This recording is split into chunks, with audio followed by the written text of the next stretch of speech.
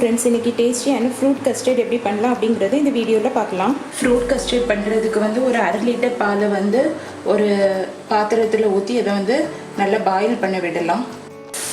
பால் வந்து கொதிக்க ஆரம்பிக்கும் போது ஸ்டவ்வை வந்து சிம்மில் வச்சுருங்க. ஒரு பவுலில் வந்து 2லேருந்து 2.5 டீஸ்பூன் அளவு கஸ்டர்ட் பவுடர் எடுத்திருக்கேன். இது வந்து சுகர் ஆட் பண்ணாதது. இப்போ இதில் வந்து ஒரு 1/2 கப்பிலேருந்து 3/4 கப் அளவு மில்க் ஊற்றலாம். விஸ்க் வச்சு அல்லது ஸ்பூன் வச்சு நல்லா மிக்ஸ் பண்ணுங்கள். இந்த கஸ்டர்ட் பவுடரில் வந்து ஹாட் மில்க் வந்து ஆட் பண்ணும்போது அது வந்து உடனே இறுகிரும். ஸோ வந்து நமக்கு மிக்ஸ் பண்ணுறதுக்கு வந்து கொஞ்சம் டஃப்பாக இருக்கும். ஸோ வந்து ரூம் டெம்பரேச்சரில் உள்ள மில்கை வந்து நம்ம இதில் ஆட் பண்ணி நல்லது லம்ஸ் ஒன்று இல்லாத மாதிரி நல்லா மிக்ஸ் பண்ணிடலாம். இப்படி லம்ஸ் ஒன்று இல்லாதது மாதிரி நல்லா வந்து விஸ்க் வச்சு அல்லது ஸ்பூன் வச்சு நல்லா மிக்ஸ் பண்ணி வச்சுருங்க. இந்த பால் வந்து நல்லா கொதிக்க ஆரம்பித்ததும் அதில் வந்து ஒரு 5 ஸ்பூன் அளவு சுகர் ஆட் பண்ணுறேன். உங்களுக்கு இனிப்பு வந்து எந்த அளவு தேவையோ அந்த அளவு நீங்கள் ஆட் பண்ணிக்கோங்க. இதை போட்டு நல்லா மிக்ஸ் பண்ணலாம். இந்த சுகர்லாம் அந்த மில்கில் வந்து கரையிற அளவு நல்லா அதை மிக்ஸ் பண்ணி விடுங்க.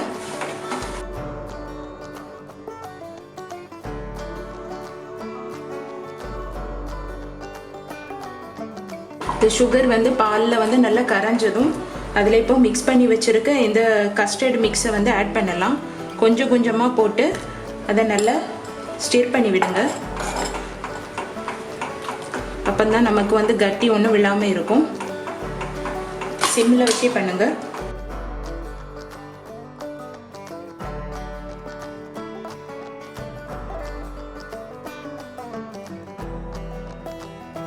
இந்த கஸ்டர்ட் மிக்ஸ் வந்து இந்த மில்கோடு சேர்ந்து நல்ல ஒரு திக்காகி வரணும்.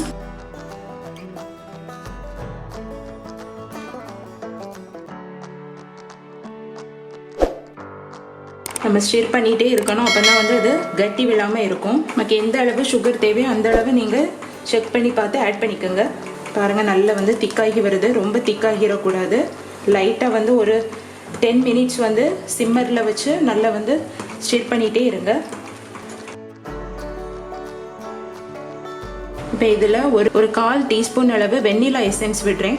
அப்போ வந்து நமக்கு வந்து ஃப்ளேவர் கொஞ்சம் நல்லா இருக்கும். அதையும் போட்டு நல்லா மிக்ஸ் பண்ணலாம்.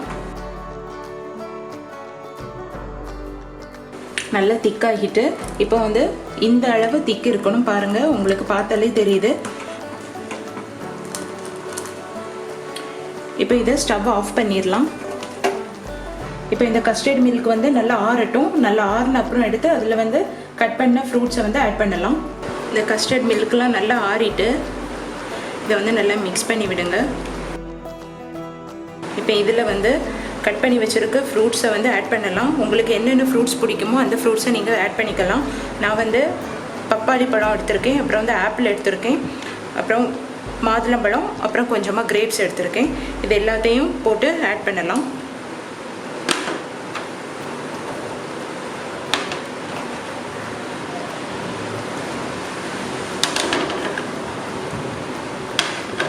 போட்டு நல்லா மிக்ஸ் பண்ணுங்கள். ஃப்ரூட் கஸ்டர்ட் ரெடி ஆகிட்டு இதை வந்து ஃப்ரிட்ஜில் வச்சு ஒரு 15 to 20 மினிட்ஸ் அப்புறம் எடுத்து சர்வ் பண்ணும்போது இன்னும் டேஸ்ட்டாக இருக்கும்.